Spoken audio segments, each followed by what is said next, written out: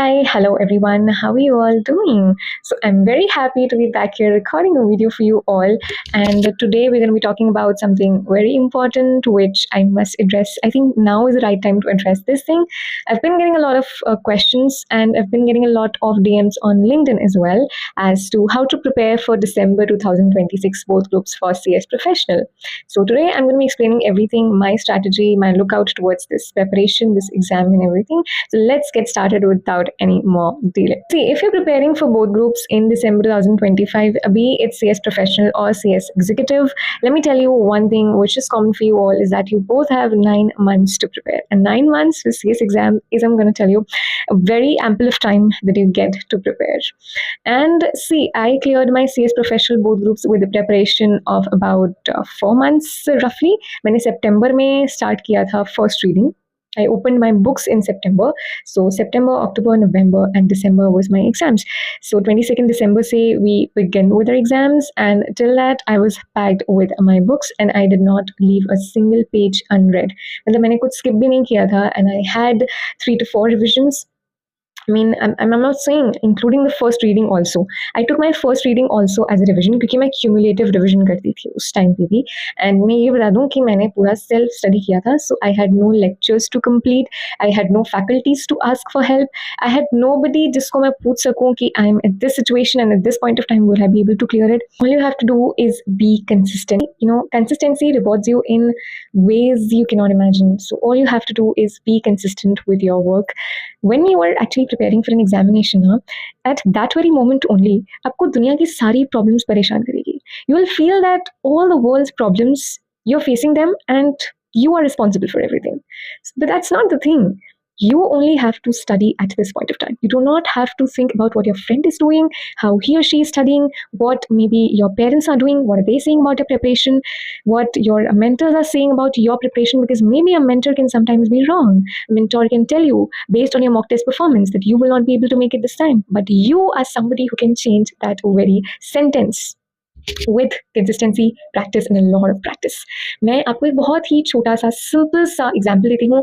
This will make you understand the importance of consistency and will also make you understand कि कैसे आप किसी चीज़ को जब बार बार करते हो तो वो चीज़ खुद आपकी हो जाती है. Now you don't have to run after that one target. You only have to run after consistency. You have to run after yourself. कि अगर तुम्हारा मन भी नहीं है तो भी तुम बुक खोल के बैठ रहे हो ना, that very decision right there will reward you in the coming time and आपके results में आपको वो reward दिखेगा.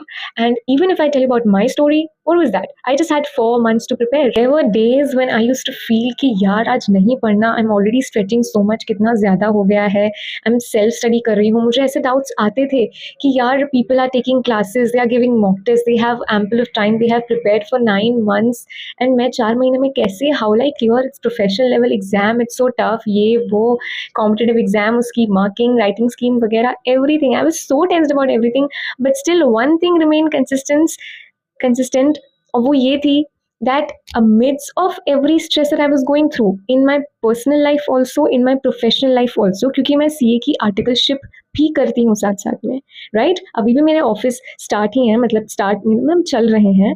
I am about to complete my articleship and then my study leave will begin for CA final, right? So these phases will keep on coming and going. One thing that stays with you and something that motivates you to sit for the examination is the consistency that you had and the way you believed in yourself when nobody else did. You know, trust me, it really creates a major difference in your life. See, I'll tell you one truth, that you are on your own. Nobody is going to help you. And अगर result आने के बाद you're going to blame people, या you're going to give excuses कि वो हुआ था इसकी वजह से I couldn't prepare, या वो हुआ था इसकी वजह से I couldn't do this, या I couldn't clear.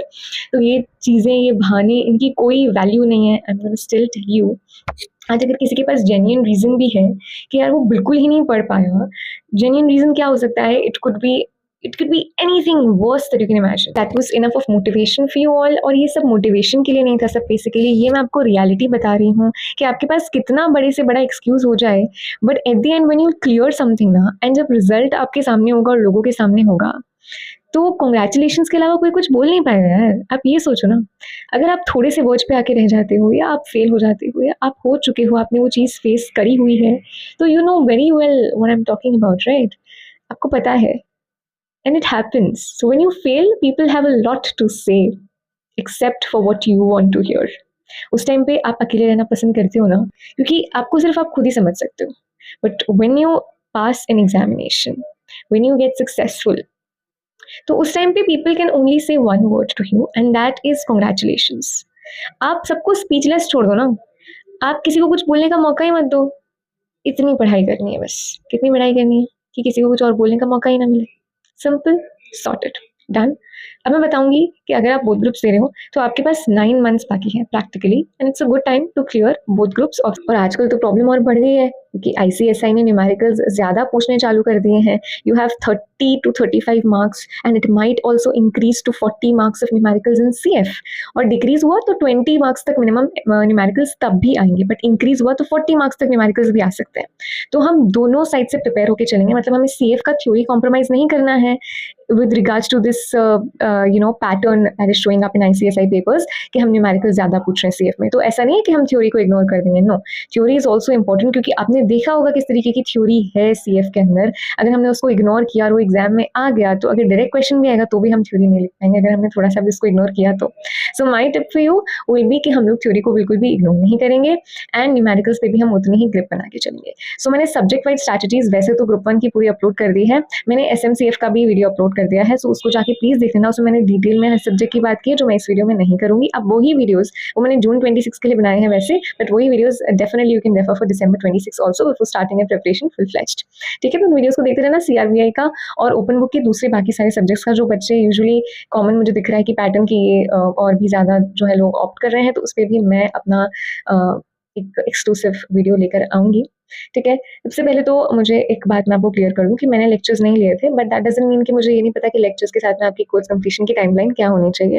तो कोर्स कंप्लीशन की टाइमलाइन तो यही होनी चाहिए कि अगर 9 महीने का आपके पास टाइम बचा और आपने लेक्चर्स अभी तक शुरू नहीं किए हैं तो उसको इमीडिएटली शुरू कर दो। ठीक है, और अगर आपने लेक्चर्स ऑलरेडी शुरू कर लिए हैं तो आई विल सजेस्ट यू कि अगर आपका हर सब्जेक्ट के ऊपर लेक्चर के दौरान और आपके क्यूमुलेटिव रिविजन्स अच्छे चल रहे हैं, आपका हर सब्जेक्ट के ऊपर ग्रिप अच्छा है, आपको जो भी आपके जिन भी आपने टीचर्स से क्लास ली है उनका है ना, आपको सब कुछ समझ में आ रहा है अच्छे से, ठीक है, एक बार में everything is clear to you, तो फिर तो आप मैं कह सकते हो कि ग्रिप अच्छी है, आपके कॉन्सेप्ट्स भी वीक नहीं होंगे, एकदम स्ट्रॉन्ग होंगे आपके कॉन्सेप्ट्स। ठीक है, और स्ट्रॉन्गेस्ट लेवल पे लाने के लिए हमें ऑब्वियसली सेल्फ स्टडीज को करना पड़ता है। So what I suggest you is कि अपने क्लासेस को आपकी अगर ग्रिप स्ट्रॉन्ग है हर सब्जेक्ट पे, तो आप अपनी क्लासेस को सितंबर से पहले पहले खत्म कर दो। अप्रैल, मई, जून, जुलाई, अगस्त, 5 महीने आपके पास क्लासेस कंप्लीट करने के लिए, and there are 7 subjects and I believe कि आप कर सकते हो। ठीक है, और अगर आप क्यूमुलेटिव रिविजन्स भी कर रहे हो साथ साथ में, तो बहुत अच्छी बात है, इससे आपके कॉन्सेप्ट्स और ग्रिप दोनों स्ट्रॉन्ग हो जाएंगे। तो उसके लिए आपको आपके लेक्चर्स कब तक कंप्लीट करने हैं, you can shift it more, आप इसको अगस्त के बाद में सितंबर तक ला सकते हो, अक्टूबर मिड, यानी कि 15 अक्टूबर का जो टाइम होता है ना, 15 अक्टूबर, वहां तक आपके लेक्चर्स कंप्लीटली फिनिश हो जाने चाहिए देखने के लिए। ठीक है, और 15 October onwards the very next day 16 October से आपको अपने रिविजन्स को प्लान करके एग्जीक्यूट करना स्टार्ट कर देना है, because you have half of October and then November, and उसके बाद में you have 20 days of December. ठीक है, 20 डेज में मैं पूरे नहीं बोलूँगी, I will say just 18 days of December, and इसके बीच में हमारी शादी का सीजन आ जाता है, फिर हमारे फेस्टिवल्स आ जाते हैं, so that becomes little tough for you. But मेरी बात मानो, अगर एक दिवाली तुम नहीं देखोगे तो कुछ नहीं हो जाएगा। अगर किसी की शादी में तुम नहीं जाओगे तो ऐसा नहीं होगा कि उनकी शादी रुक जाएगी, वो शादी नहीं करेंगे, वो बैठ जाएंगे, अरे यार वो तो आया ही नहीं, हम नहीं कर रहे शादी, मज़ा नहीं आ रहा। ऐसा तो होने वाला है नहीं। तुम्हारे बिना शादी भी हो जाएगी, तुम्हारे बिना घर के सारे फंक्शन हो जाएंगे, रीते बिना ना पूरी दुनिया चल रही थी, तुम्हें क्या पता है। तो तुम खाली अपने ऊपर फोकस करो, जब तुम्हारा टाइम है तुम्हारे ऊपर फोकस करने का। ठीक है, क्योंकि बाद में अगर बिना पास हुए तुम किसी शादी में जाओगे फिर तो वहाँ पे तुमसे सवाल किए जाएंगे, तुम्हारे पेरेंट्स से सवाल किए जाएंगे, which you wouldn't like at all, right. तो इसलिए मैं कह रही हूँ कि जब पढ़ने का टाइम है ना अच्छा खासा, तो उसको सिर्फ और सिर्फ पढ़ाई में यूटिलाइज करो और कुछ भी नहीं। If you want to know any general strategy of any subject of open book for CS professional, so you can visit my channel, उस पर आप CSR का वीडियो देख सकते हो। CSR का पार्ट 2 वाला जो मैंने वीडियो डाला है, और एक स्ट्रैटेजी स्टडी टाइम टेबल करके भी एक वीडियो है, वो भी मैं लिंक डिस्क्रिप्शन में दे दूंगी। आई बटन पे भी वीडियोस आ रहे होंगे, यहाँ पे प्लेलिस्ट आ रही होगी, उसको भी आप चेकआउट कर सकते हो, उसको आप देख सकते हो। एंड उसमें आपको बहुत सारी चीज़ें मैंने डिटेल में वीडियोज़ में बता रखी है, जो मैं इस वीडियो में ऑब्वियसली रिपीट नहीं करूँगी। अगर फर्स्ट रीडिंग में you are giving ample of time to each and every subject, then second reading onwards आपके कॉन्सेप्ट्स बिल्ड होना स्टार्ट हो जाएंगे एंड आपका रिटेंशन भी बढ़ता रहेगा, एंड थर्ड रिविजन तक तो आपको रिटेन होने लग जाएगा, एंड फोर्थ रिविजन में तो आपको बहुत ज़्यादा कॉन्फिडेंस आ जाएगा। एंड ये सब पता है, it is the result of consistency, it is not a result of hard work और स्मार्ट वर्क। सबसे पहले कंसिस्टेंसी आता है। आप हार्ड वर्क तभी कर पाओगे जब आप रोज़ बुक लेके बैठोगे, मतलब आपका पढ़ने का मन नहीं होना, तब भी just open the subject you like the most and start reading the chapter that you like the most. उससे स्टार्ट करो, कोई बात नहीं, मन हो जाएगा, बट जस्ट अगर मन नहीं हो रहा है तो काउंट 1 2 3 बिगिन। नहीं, कुछ नहीं सोचना। मैंने ये ट्रिक यूज की है and trust me, it is so magical. आपका ब्रेन ट्रेन हो जाता है कि on the count of 3 I have to sit for studying, doesn't matter दुनिया में क्या हो रहा है। जून 24, दिसंबर 24, जून 25, दिसंबर 25, ये 4 अटेम्प्ट के क्वेश्चन पेपर्स तो आपको टिप्स पे होने चाहिए। इसके आंसर्स, इसके questions, everything, be it open book, be it other exams, doesn't matter, सब कुछ आपकी टिप्स के ऊपर होना चाहिए। मेरा एक शॉर्ट वीडियो है जिसकी लिंक मैं डिस्क्रिप्शन में डालूंगी। इसमें मैंने कुछ 5 टिप्स बताई हैं एग्जाम्स को क्लियर करने के लिए, वो प्लीज़ देख लेना। उसमें मैंने बताया है बहुत सारी ऐसी 5 चीज़ें, मतलब 5 चीज़ें बहुत सारी तो यार, जो आपको बहुत ज़्यादा हेल्प करेगी उस एग्ज़ाम को क्लियर करने में। जैसे आईसीएसआई के मॉड्यूल को स्किप मत करना। किसी भी फैकल्टी के नोट्स हों, कितने भी अच्छे हों, वर्ल्ड्स बेस्ट नोट भी हो सकते हैं किसी फैकल्टी के, मैं मना नहीं कर रही हूँ, बहुत मेहनत करते हैं वो लोग अपने नोट्स बनाने में, बट आईसीएसआई की जो मॉड्यूल है वो आपकी रक्षक है एग्जाम में। अगर आपने वो स्किप किया तो you are taking a risk, because you have these grey boxes in your ICSI की मॉड्यूल। हर सब्जेक्ट में चैप्टर चल रहा होता है, बीच बीच में कुछ ग्रे बॉक्सेस में कुछ इन्फॉर्मेशन दे रखा होता है, कभी कोई केस लॉ दे रखा होता है, कभी कोई रिपीटेड डेफिनेशन दे रखी होती है, ऐसी चीज़ें होती हैं। सो आप मॉड्यूल खोलोगे ना, आपको पता चलेगा मैं किसकी बात कर रही हूँ। तो पता है क्वेश्चन मोस्टली उसमें से उठ के आते हैं, जो बच्चे यूजुअली इग्नोर कर देते हैं और भूल जाते हैं। तो उनको नहीं इग्नोर करना, उनको नहीं भूलना। वो ग्रे बॉक्सेस ना तुम्हारा पूरा पेपर उसमें से हो सकता है, इतने वो इम्पोर्टेंट होते हैं। इसलिए उनको अलग से बॉक्स में हाईलाइट करके बोल्ड हेडिंग के साथ अच्छे से प्रेजेंटेबल मैनर में दे रखा होता है आपकी मॉड्यूल के अंदर। स्पीड बेकार है तो तुम 2 आंसर्स लिखो रोज के, तुम्हारी स्पीड ओके है बट तुम्हें समझ में नहीं आता कि आंसर को स्टार्ट कैसे करें, उसे फ्रेम कैसे करें, तो रोज का 1 आंसर ओके। बट अगर स्पीड की भी प्रैक्टिस करनी है तो 2 आंसर लिखो, ठीक है। और मैं बता दूँ, पेपर्स लेंदी होंगे, ठीक है, होते ही हैं, मान लो तुम, ये बात तो तुम मान ही लो, होते हैं लेंदी। बहुत ज़्यादा काम आएगा राइटिंग प्रैक्टिस उस केस में, like it will be of immense use to you. And कोई पता है, ज़्यादा प्रैक्टिस करने में, ज़्यादा पढ़ने में, ज़्यादा नॉलेज लेने में कोई नुकसान नहीं है। There is no loss if you study more, if you do more of hard work, but there is indeed some amount of loss that you might face in your results if you do less of any of these. So अभी मैं subject wise आपको explain करूँगी। There's enough of what I have told you about your mindset. तो अभी तक मैंने जो बताया था, it was about how to prepare and why to do what you are doing. इस वीडियो को अगर देख रहे हो तो सिर्फ ये मत समझो कि पढ़ाई कैसे करनी है, ये समझो कि ये एग्जाम कैसे क्लियर करना है। Is that clear? तो इस वीडियो का यही मोटिव है।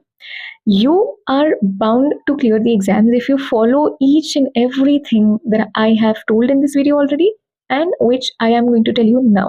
So we are now moving on to the subject wise strategy जो मैं बताऊंगी कि हर चीज के लिए आपके पास मटेरियल क्या होना चाहिए, okay, for every subject what you need and what you have to prepare by yourself. So this is going to be a very important discussion right now. Moving on to the very first thing that you have to do. See, you have to be very clear with the concepts first of all. तो जब आप first reading करते हो तो you have to make sure कि आपके concepts वहाँ पे क्लियर हो रहे हो। एंड अगर आपका कोई कॉन्सेप्ट फर्स्ट रीडिंग के दौरान क्लियर नहीं हो रहा है तो you make sure that you only move forward in your first reading when you clear that one concept that you are still missing on, ठीक है। And to test yourself, do cumulative revisions at the end of every week, या basically मैं बोल दूँ Sunday को अगर आप as end of week मानो, then Sunday should be a revision day. आपको प्रेशर लगता होगा कि हम सब चीज़ जो हमने पूरा वीक पढ़ा है 6 दिन सब सब्जेक्ट्स में, ओके, फिर taking multiple subjects at a time, जिस पे मैं आऊँगी कि मल्टीपल सब्जेक्ट्स पढ़ने चाहिए, एक बार में एक सब्जेक्ट पढ़ना चाहिए। I come to that wait.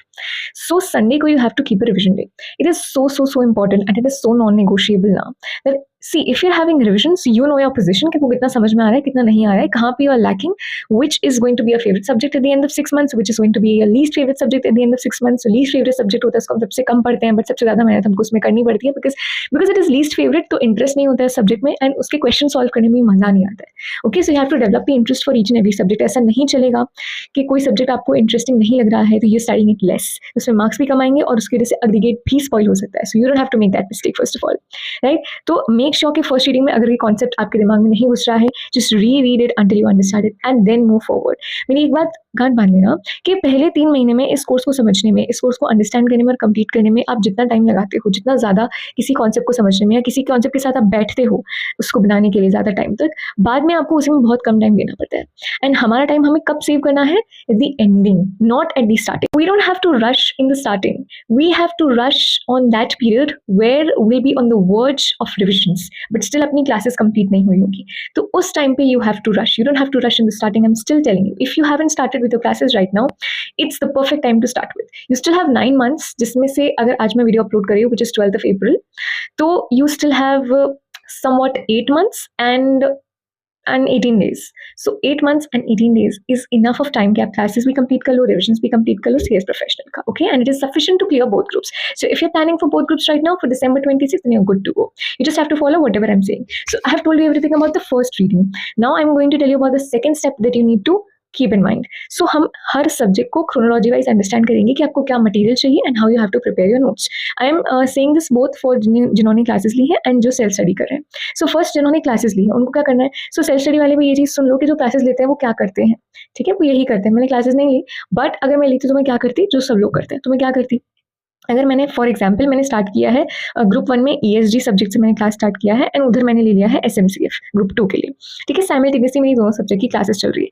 Now I have to make notes for 3 things. First is ESG, second is SM and third is CF. So what you have to do is that आप, क्योंकि faculty के notes आपके पास already होते हैं तो उसमें आप अच्छे से हाईलाइट करते हुए चलोगे, और सेल्फ नोट्स के नाम पे आपको बहुत ही पतली सी कॉपीज बनानी है या कुछ पेजेस पे आप करके रखो, जिसमें for ESG what you have to do is you have to make list of important topics from all the chapters. ठीक है, तो इंपॉर्टेंट हम लोग टॉपिक्स जो है बुक में तो मार्क करते हैं, एक डेडिकेटेड स्पेस में उन टॉपिक्स को लिख के भी रखना है जो हर चैप्टर के अंदर इंपॉर्टेंट है, सो दैट एग्जाम डे के दिन जब आप उन टॉपिक्स को देखो ना, आपको कितना याद आ रहा है, आप कितना रिटेन कर पा रहे हो, यू आर गोइंग टू जज yourself for that and that will decide how your paper will go, right. तो ये चीज़ आपको करनी है ESG के लिए. प्लस ESG में बहुत सारा याद करने का रहता है, like there is a lot to remember, but also at the very same time it's very very easy also.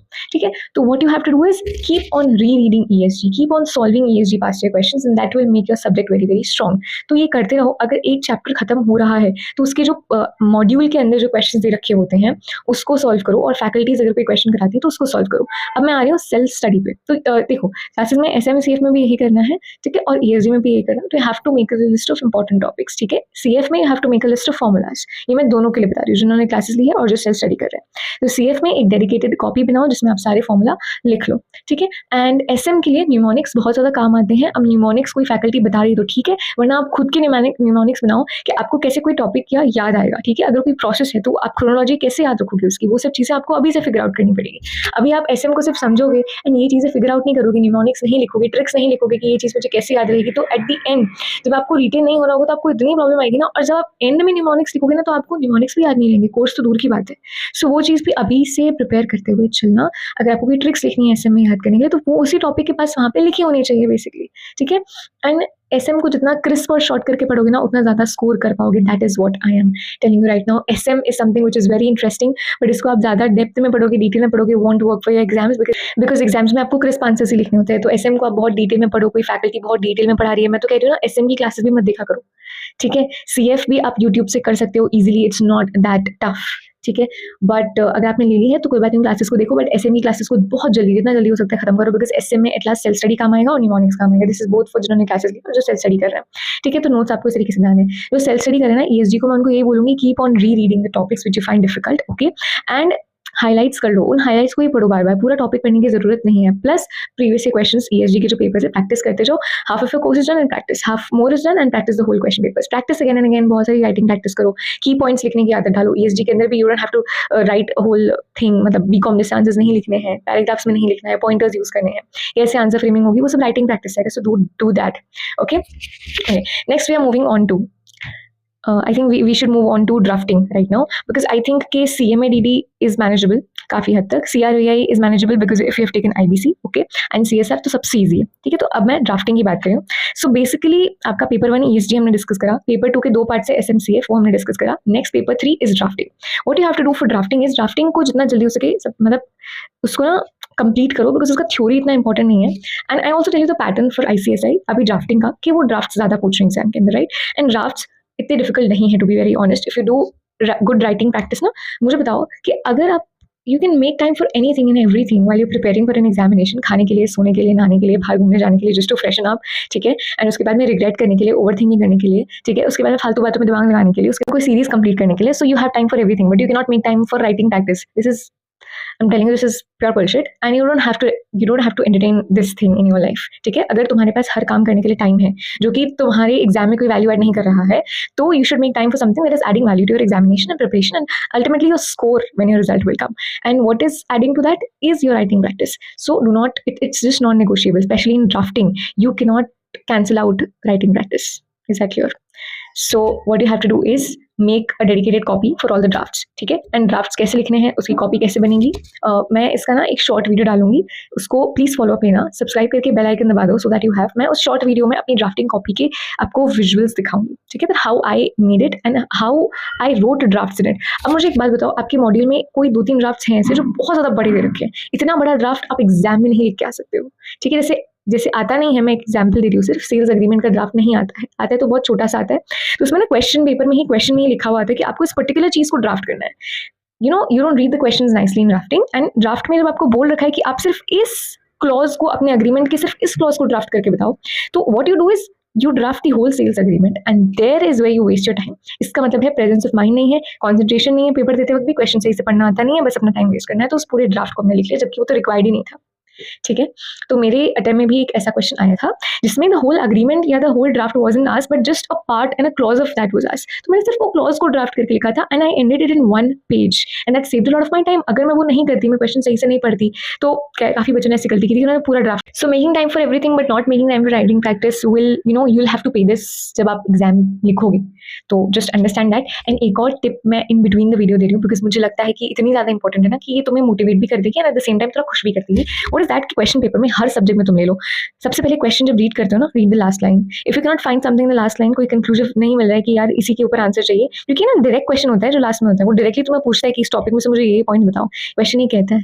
But what we tend to do is, हम आजकल एक तो क्वेश्चंस बहुत बड़े ड्राफ्ट होने लगे हैं, ठीक है। सो अगर हम स्टार्टिंग से क्वेश्चन को एंडिंग तक पढ़ेंगे तो कुछ समझ में नहीं आएगा, फिर दूसरी बार पढ़ेंगे तो भी कुछ समझ में नहीं आएगा, फिर तीसरी बार में अरे लास्ट लाइन क्या देख लेते हैं ना, ये पूछे ना, ये लिख देते हैं, तो पहली बार में लास्ट लाइन देख लो ना। That is what I'm trying to say. So start reading the question from the last line, and while you practice previous year questions at home also, या कोई भी question practice कर रहे हो, किसी faculty के note से भी question practice कर रहे हो, start this habit of writing the answers in reading the questions from the last line. It is very very important. Very very very important. It saves a lot of your time in exams also. और अगर आपको retention आपकी अच्छी है, revisions आपने basically आपने revisions अगर 3 revisions किए ना, तो you can definitely make out what the question is trying to ask you from the last line. You can make that out, right? So I hope you understand this. And drafting का मैंने बता दिया कि drafting की theory पे इतना focus मत करना, बट ड्राफ्ट से बहुत ज़्यादा फोकस करना। ड्राफ्टिंग का डिटेल्ड कुछ आपको जानना है तो ये आई बटन है, इसमें ड्राफ्टिंग का वीडियो आ रहा होगा, या फिर सब्जेक्ट वाइज वीडियोस की प्लेलिस्ट आ रही होगी, उस पर क्लिक करके ड्राफ्टिंग वाला वीडियो देख लेना, राइट। सो मैंने सब कुछ डिटेल बताया for drafting. It is both for June and December attempt, so you can watch that and rewatch that again if you don't understand. इस वीडियो में मैं अगेन डिटेल में सब्जेक्ट की बात नहीं करूंगी, मैं सिर्फ ये बता रही हूँ कि आपको पढ़ना कैसे, नोट्स कैसे बनाना है। ड्राफ्ट की कॉपी होगी, so it will be easier for you to revise drafts. बार बार बुक खोल के ड्राफ्ट्स पढ़ने बैठोगे तो it will waste your time in turning pages, plus अगर बुक मार्क भी लगा लिया तो भी ड्राफ्ट हम वैसे नहीं लिख पाते हैं जैसे मॉड्यूल में हमको दे रखा होता है एग्जैक्टली। हम लिखते हैं अपनी मर्जी से अल्टीमेटली, ठीक है। हमको सिर्फ एनोटेशंस लिखने होते हैं जो ड्राफ्ट में यूज होते हैं, रिस्पेक्टेड वगैरह, whereas and whereas वगैरह, वो सब हमको ध्यान रखना होता है। अदरवाइज अंदर की लैंग्वेज हम अपने हिसाब से ऑब्वियसली मोल्ड कर सकते हैं, बिकॉज यहाँ पे हमें फॉर्मेट के मार्क्स मिलते हैं ज़्यादा, लैंग्वेज के मार्क्स मिलते हैं कम। बट ऐसा नहीं लैंग्वेज के मार्क्स नहीं मिलते, लैंग्वेज के मार्क्स मिलते हैं। You have to be formal, right. You have to write that language, you have to mention something, the terms and conditions, and you have to mention the lawful terms also, जो actually अगर वहाँ पे mention होनी चाहिए थी और वो keyword आपने मेंशन नहीं किया तो ड्राफ्ट में लैंग्वेज के मार्क्स भी कटेंगे। बट अगेन अगर आपका फॉर्मेट ही गलत होगा तो वो लैंग्वेज भी नहीं पड़ेगा, तो फॉर्मेट पे तो ज़्यादा ध्यान देना है। This was all about drafting. Now moving on to आपका CRVI, which is your paper 4. So see, it's not a big job to manage CRVI. CRVI में जो आपका बेसिकली कॉर्पोरेट रिस्ट्रक्चरिंग वाला पार्ट है, उसको you have to memorise nicely, right. उसमें concepts भी बहुत सारे हैं, टेक ओवर कोड एंड उसके बाद के जो चैप्टर्स हैं जो मैंने सीआरबीआई की वीडियो में डिस्कस भी किए हैं, ठीक है। तो सीआरबीआई की वीडियो मैंने रिकॉर्ड कर ली है, बट वो एडिट होनी बाकी है, अपलोड होनी भी बाकी है, तो उसको मैं इसी वीक में कोशिश करूंगी कि मैं अपलोड कर दूँ। सो उसको चेकआउट करना, सीआरबीआई का डिटेल मैंने उसमें सब कुछ बताया हुआ है। तो मैं अभी सीआरबीआई में इतना ही बोलूंगी कि सीआर में you have to manage all chapters nicely, कैसे करना है वीडियो में बताऊंगी। प्लस सीआरबीआई के नोट्स, सीआर के नोट्स तो आपके पास होने चाहिए, handwritten notes, very very very important. किसी और के नोट्स से आप पढ़ोगे मुझे नहीं लगता it will be fruitful, because उसमें कॉन्सेप्ट्स कैसे हैं, ठीक है। तो मैंने सेल्फ स्टडी में खुद के नोट्स बना लिए थे उसमें, तो आप तो अगर फैकल्टी से पढ़ रहे हो तो अपने आप नोट्स बना सकते हो, ठीक है। जस्ट डू वन थिंग कि आप चैप्टर, आपको लग रहा है कि चैप्टर कंप्लीट हो गया, मुझे समझ में भी आ गया अच्छे से, तो समझना इज नॉट इंपॉर्टेंट, अब रिटेंशन इज इंपॉर्टेंट। उस रिटेन नोट्स तुम्हें ऐसे बनाने चाहिए कि तुमने अगर किसी टॉपिक के बारे में कुछ भी लिख रखा है तो तुम्हें पूरा टॉपिक रिकॉल होना चाहिए नोट्स को पढ़ के, तुम्हें बुक खोलने की जरूरत नहीं पड़नी चाहिए, बिकॉज लास्ट डे तुम बुक से नहीं पढ़ पाओगे, जब तुम्हें दोनों एग्जाम के बीच में एक दिन की छुट्टी नहीं मिलती। You should have those crisp and clear notes जिससे तुम पढ़ पाओ, right. So it is very very important.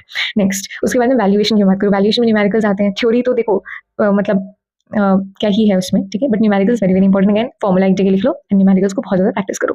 And insolvency में अगर तुमने आईबीसी लिया है ओपन बुक में तो वेल एंड गुड, फिर तो तुम्हें सीआरबी में आईबीसी पढ़ लो, आईबीसी में आईबीसी पढ़ लो, दोनों एक ही बात है, तो दो में से किसी भी आईबीसी पढ़ लो। IBC again handwritten notes लिखना बहुत जरूरी है। आईबीसी को एक स्टोरी की तरह पढ़ोगे ना, बहुत बहुत बहुत अच्छे से मैनेज रहेगा। अगेन आईबीसी के बारे में भी डिटेल में बहुत सारा मैं जो है अपने लॉन्ग वीडियो में आईबीसी की एक सेपरेट वीडियो में डिस्कस करूंगी, जो लेटर ऑन अप्रैल में ही आएगा कभी ना कभी। तो so make sure you subscribe and hit the bell icon to this channel so that you have the regular updates. Also you can join my Telegram channel, जिसका link मैं description में डाल दूंगी। ओके, मूविंग फॉरवर्ड टू आपका IBC की बात भी मैंने कर ली है, तो मैं अभी और नहीं करूंगी। उसके बाद में अपना एक ही बचता है अभी, जो है सीएमडीडी एंड सीएसआर, सॉरी दो बचते हैं। सीएसआर में भी I am not gonna say anything in this video, क्योंकि मैंने सीएसआर का बहुत सारा डिटेल आपको दे दिया है उसके सेपरेट वीडियो में। इनफैक्ट 2 पार्ट्स है उस वीडियो के एंड दोनों पार्ट्स लॉन्ग हैं, अच्छे हैं, डिटेल हैं। सीएसआर में अगर वो 2 वीडियोस देखी तो कोई और वीडियो देखने की जरूरत नहीं है यूट्यूब पे, आपको सिर्फ उसके बाद में प्रिपरेशन पे ध्यान देना है, ठीक है। और ओपन बुक है तो उसकी ट्रिक्स अलग होगी, तो क्या है जाके वीडियो में देख लो। सो प्लीज चेकआउट, मैं डिस्क्रिप्शन में लिंक प्लेलिस्ट का दे रही हूँ, उसमें सारे सब्जेक्ट मिल जाएंगे, तो प्लेलिस्ट चेकआउट कर लेना। Done.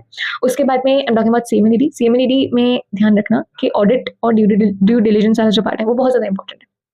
It is the most easiest and plus मतलब क्या होगा ना उसमें कि you'll have this thing that story की तरह पढ़ोगे और यू नो उसको पिक्चराइज करोगे, विजुअलाइज करोगे अपने दिमाग के अंदर, तो ऑडिट ड्यू डिलिजेंस ये बहुत जल्दी जल्दी आपको क्लिक हो जाएगा। प्लस उसमें जो पीयर रिव्यू वाला जो पार्ट है इट्स ऑल्सो वेरी इंपॉर्टेंट, ठीक है। इसका ना बहुत सारे, और मतलब हम सीए भी पढ़ते हैं, सीए में भी अगर हम पढ़ते हैं लॉ वगैरह, तो पीयर रिव्यूड फर्म से ही आप सेक्रेटरी ऑडिट कराओगे ऐसे करके कंडीशन आती है, तो पीयर रिव्यू वहाँ पे इंपॉर्टेंट हो जाता है। पीयर रिव्यू में फेल हुए तो क्या वगैरह, तो ऐसी बहुत सारी चीज़ें। तो वो सीएमडीडी का भी एक वीडियो है जिसमें मैंने डिटेल स्ट्रैटेजी बताई है, ठीक है, वो भी आपको प्लेलिस्ट में मिल जाएगी, so do check out that अगर आपको डिटेल में देखना है। उसके बाद में कंप्लायंस वाले पार्ट में there is a lot of retention, मतलब उसमें बहुत सारा रटना पड़ेगा। सो उसमें यही हो सकता है कि आप अगेन बार बार उसके क्वेश्चंस करो एंड उसको रीड करो, जिसमें सब्जेक्ट में आपको ऐसा लगता है कि लर्निंग बहुत ज़्यादा है, रटना बहुत ज़्यादा पड़ेगा, तो उसमें यही है the last resort and the first resort also you have is that you have to read the concepts and you have to solve more and more questions for that. Writing practice तो आपको हर subject में करनी है, but जो रटने वाले subjects है ना उसमें आपको राइटिंग प्रैक्टिस कम करोगे तो भी चलेगा, but if you're even walking and studying but you need to retain the things, तो उसको जोर जोर से बोलो, न्यूमेरिक्स बना लो, ठीक है, कुछ चार्ट बेस बना लो। और अगर आप फैकल्टी से पढ़ रहे हो, क्लासेस ले रहे हो, तो वो तो सब कुछ बता देंगे, बाकी जो सेल्फ स्टडी वाले उनको मैं बता दूँ कि मैंने कैसे किया था। So I use to read again again, revise करो चैप्टर को बहुत बहुत बार, और सारे इंपॉर्टेंट नहीं है कंप्लायंस के अंदर, ठीक है। जो इंपॉर्टेंट है मैंने अपने डिटेल वीडियो में बताए हैं कि कैसे उसमें क्या करना है। So just look at that video, just एक बार उसको देख लो, भले ही 2x पे देख लेना, समझ आ जाएगा आई गेस, एंड टाइम भी सेव हो जाएगा and you will get to know a little bit about CMDD. और मेरी जो भी वीडियोस देखना एक डायरी पेन लेके बैठा करो, because there is a lot that you can learn from my videos and I am very confident about it, क्योंकि मैं कुछ ऐसा नहीं बोल रही हूँ, मेरे सामने यहाँ पे कोई स्क्रिप्ट नहीं लिखी हुई है, ठीक है, जिसमें so holding an diary and pen ऐसा होगा ना कि आपके हाथ तो नहीं दुख जाएंगे, अगर कुछ लिखने का नहीं होगा तो वो खाली रह जाएगा, अगर कुछ लिखने का होगा तो तुरंत लिख पाओगे ना, ठीक है। सो वीडियोस देख रहे हो तो खाली देखो मत, don't just be a good listener when you are you know learning something, also be a good writer उस टाइम पे, ठीक है। सिर्फ अच्छा लिसनर बनने से जिंदगी में काम नहीं चलेगा, आजकल का जमाना अच्छा राइटर बनने का भी है। तो when you are gaining something knowledge, अगर आप इनहेरिट कर रहे हो तो उसको प्लीज एक डायरी पेन लेके बैठा करो, चाहे कोई भी आपको लग रहा हो कि आपको कुछ अच्छा बताने वाला है, तो इससे क्या होता है ना कि you tend to be you tend to connect with the person who's speaking, and अच्छा लगता है when people write and they tell me afterwards कि यार आपने जो बोला था वो work किया and all that, ठीक है। So I think that is it for this video and बहुत अच्छे से करना है आपको। टाइमलाइन मैंने आपको ऑलरेडी बता दी है, just make sure that you have multiple revisions। 2 revisions I think are not sufficient if you are under confident, but अगर आप बहुत ज़्यादा अच्छे हो, ठीक है, स्टूडियोज को आपने बहुत घंटे पढ़ाई की है और आपने 2 रिविजन ही बहुत बहुत बहुत अच्छे किए हैं, तो फिर आप डायरेक्ट पेपर सॉल्व कर सकते हो, ठीक है। और जिनको पेपर सॉल्व करना पसंद नहीं है या जिनको कॉन्फिडेंस नहीं आता है, या कुछ ऐसे लोग होते हैं कि पेपर सॉल्व करते तो हमारे कॉन्फिडेंस लो हो जाते हैं, तो उनके लिए बता दूं 4 रिवीजन कर लो तुम, ठीक है। बिकॉज पेपर सॉल्व नहीं करोगे तो पता नहीं चलेगा पोजीशन क्या है, ठीक है। बट अगर रिवीजन कर लोगे तो अगर मान लो कि तुम्हारी पोजीशन अच्छी नहीं होगी तो वो बेटर हो जाएगी, ठीक है। सो इसलिए बिना सोचे कि मुझे आता है नहीं आता है, जस्ट डू रिविजन्स, 4 रिविजन्स जो पेपर सॉल्व नहीं कर रहे हैं, 3 रिविजन्स जो पेपर सॉल्व कर रहे हैं घर पे बैठ के, ठीक है? और 2 रिविजन्स उनके लिए जो बहुत एक्स्ट्राऑर्डिनरी बच्चे हैं या जो शायद ये वीडियो भी नहीं देख रहे होंगे फिर तो वो लोग, तो इसलिए 2 रिविजन्स वाली कैटेगरी को मैं उनसे बात नहीं कर रही हूँ, but 3 revisions, 4 revisions is very, very, very, very important, मतलब रिविजन्स बहुत ज़्यादा इंपॉर्टेंट होते हैं। Okay, so stay tuned and subscribe to this channel if you found anything valuable in this video. Share with your friends and comment down below कि और कोई questions हैं, कोई queries है तो comment करो next video किस पे चाहिए, comment करो कि channel में दूसरे videos कैसे लगे and how did you find this video. So good luck and all the best and keep studying, do not waste time. Bye bye.